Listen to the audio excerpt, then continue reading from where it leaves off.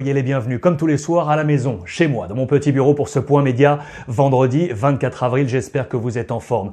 Les amis, on va s'arrêter sur une information importante aujourd'hui. On va se poser sur cette information, c'est l'information UEFA. Priorité au mérite. C'est le mot d'ordre lâché par Alexander Čeferin, le patron de l'UEFA. Hier, réunion extraordinaire pour trouver deux modus. Comment en finir avec les championnats domestiques et ainsi, éventuellement, si tel n'est pas le cas, comment désigner les équipes qui disputeront les prochaines compétitions européennes. Et c'est là qu'Alexander Čeferin n'a pas encore tranché. Explication dans les colonnes, par exemple, du quotidien italien, la Gazzetta dello Sport. Ce qui est sûr, c'est qu'Alexander Čeferin veut la finale de la Ligue Europa le mercredi 26 août prochain. Il veut la finale de la Ligue des Champions le samedi 29 août. Pour ce faire, il demande aux fédérations une date limite, le 2 août, pour en terminer avec les championnats. Pourquoi ? Parce que le calendrier de la Ligue des Champions, il est ultra dense. Souvenez-vous, on s'était arrêté au huitième de finale retour de la Ligue des Champions. 4 matchs s'étaient déjà joués, donc déjà qualifiés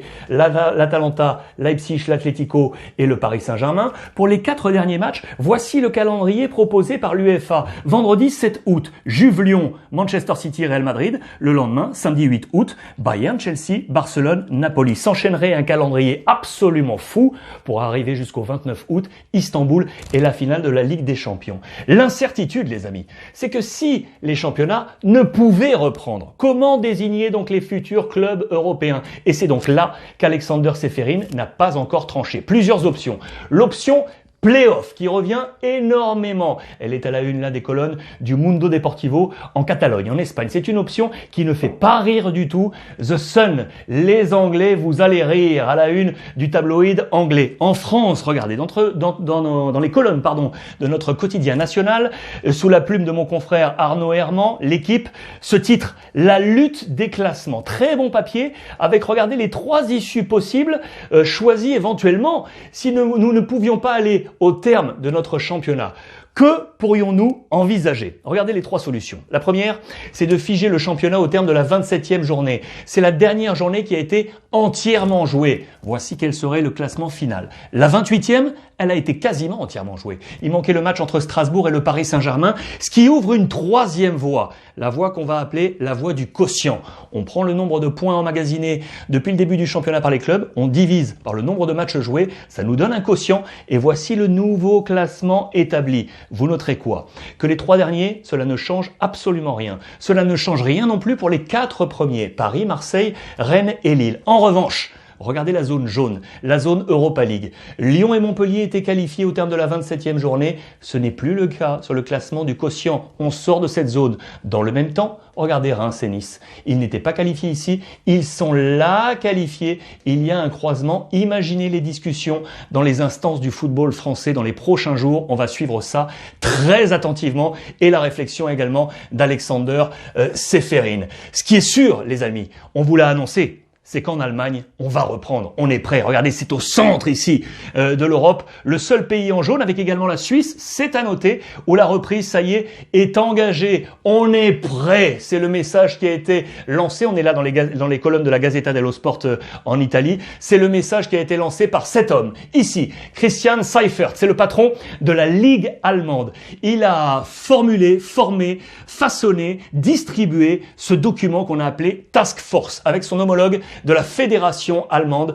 Un document, les amis, de 41 pages où tout, absolument tout, est expliqué quant au modus, au process pour reprendre la compétition. Le staff médical, comment les clubs doivent gérer, le nombre de personnes dans les stades, comment arriver au stade. 41 pages, c'est absolument complet, appelé Task Force. Je vous rappelle que 14 cas ont été trouvés de coronavirus dans les différents clubs allemands. Il y a 36 clubs première et deuxième division au total. Ces 36 clubs ont reçu ce document. Et pour preuve, je vous montre comment ça se passe à l'intérieur. Regardez, je vous ai pris l'exemple des tests. Regardez comment on explique comment faire les tests contre le Covid-19. Sachez qu'il y aura des tests avant chaque match. Le championnat devrait être regroupé sur 8, 9, 10 semaines. En tout, 20 000 tests devraient être ainsi opérés pour s'assurer de la bonne santé de tous les joueurs de ces 36 clubs de première et de deuxième division. Il manque une chose, il manque un hockey, on vous l'avait annoncé hier, c'est le hockey politique. Le 30 avril prochain, Angela Merkel devrait donner ce OK à la Ligue et à la Fédération allemande pour relancer le championnat allemand. Regardez pour le détail. Regardez comment ça va se passer également pour nous, gens de médias. Il y a un peu partout dans les zones médias des points pour se laver les mains. Regardez dans un car régie de télévision, les plexis installés entre chaque poste avec le poste de réalisation. Voilà, tout est parfaitement travaillé de la part de la Ligue et de la Fédération. Très bon travail de Christian Seifert. À noter également que le patron de la Ligue a fait un don extraordinaire à l'ensemble des EHPAD en Allemagne. 500 000 € donnés par la Ligue de football allemande aux EHPAD. À noter également une autre bonne action de la part des clubs allemands dans les colonnes de Bild. Regardez ça. Les 4 clubs qui disputaient cette année la Ligue des Champions, le Borussia Dortmund, Leipzig, le Bayer Leverkusen ou le Bayern Munich, les 4 ont monté un fonds 7,5 millions d'euros pour l'ensemble du football allemand, pour la 3e division masculine allemande et la première division féminine. Ça représente à peu près 300 000 € par club. L'information m'a été livrée par Patrick Guillou, notre consultant Allemagne, que je remercie à distance, qui est au fait jour de ce qui se passe du côté des décisions en Allemagne. Il sera au fait, bien entendu, de la décision d'Angela Merkel. Je vous tiendrai informé dans les prochaines éditions. Je voulais absolument terminer, parce que je sais que vous adorez ce petit moment également, avec ce point presse quotidienne régionale. Je remercie au passage mon copain là, Gianni, qui au jour le jour, pardon, je l'ai perdu, m'envoie l'ensemble de la presse quotidienne. Je le retrouverai. L'ensemble de la presse quotidienne pour vous livrer ces papiers. Où est-ce que je vais vous emmener aujourd'hui? Tiens, je vous emmène en Corse, du côté de La Plaine, dans les colonnes de Corse Matin, avec ce très joli papier sur Morgane Nicoli. Elle est professionnelle du côté de Montpellier, et quand le confinement a été déclaré, elle a eu le temps de se rendre chez elle, en Corse, auprès de ses parents, du côté Corse de la plaine orientale, pour pouvoir travailler. Elle est au chômage partiel depuis le 23 mars, 4e avec son club de Montpellier en première division féminine. Voilà ce très joli papier sur le jour d'une professionnelle, Morgane Nicoli, du côté de Montpellier, en confinement dans sa Corse auprès de ses parents. Je vous emmène maintenant là-haut, en Bretagne, le Finistère, avec le petit club de Poulan-sur-Mer, dans les colonnes de mes confrères du Télégramme. Regardez ce joli petit papier pour aller voir les gars. Les gars de Poulan, voilà le nom du club, les gars de Poulan, qui retrouveront la 2e division départementale. Ils étaient descendus en D3.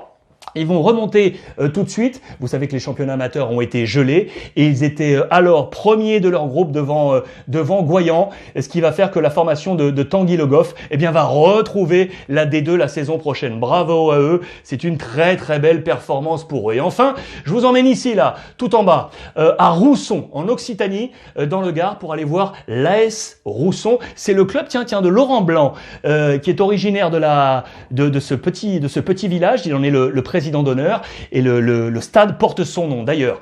Alors, l'ASR, pour vous dire que l'ASR repartira en Régional 1 la saison prochaine. Ça c'est bien, parce que ils étaient 9e du classement. Là aussi ça a été gelé. Ils vont rester donc en Régional 1 l'année prochaine, pour pourquoi pas viser le national. Sachez que c'est le premier club gardois à atteindre cette division. C'est intéressant. Et sachez-le également, c'est monsieur Cédric Barbosa, un ami, l'ancien professionnel, qui sera l'entraîneur de l'AS Rousson la saison prochaine. C'est lui qui m'a envoyé ce petit papier de Midi Libre et je l'en remercie. Voilà pour ce point presse quotidienne régionale. Les amis, pour voir et revoir l'ensemble de ces éditions, c'est sur les réseaux sociaux avec le hashtag Ruiz Club. Ce soir, suite des rediffusions du club du dimanche, on repart 6 ans en arrière avec le patron alors de l'UEFA, monsieur Michel Platini. Les amis, merci de votre fidélité, merci pour tous vos messages. Vraiment, du fond du cœur, on reste à la maison.